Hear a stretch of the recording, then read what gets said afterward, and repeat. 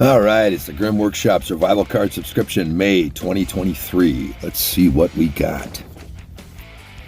Okay. The dog tag. The survival card, a couple tip cards.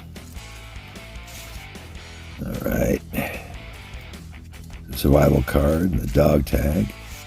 This is the business card, which doubles as cord storage. Nobody cares about that.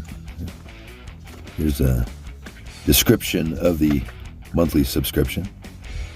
All right, let's get to the meat of it here. This is the self-defense spear card. We've got fish hooks, arrowhead, the saw, some sewing needles, another fish hook, and a button.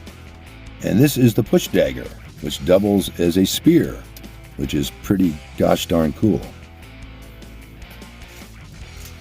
And then we have the fishing dog tag, which has two sizes of fishing hooks, which is handy for the fishermen. And last but not least, we have the tip cards. The first tip card is CM5, Ash Cooking. This tip card covers the ins and outs of ash cooking, utilizing folded green leaves to cook food, as well as several variations of cooking using this method.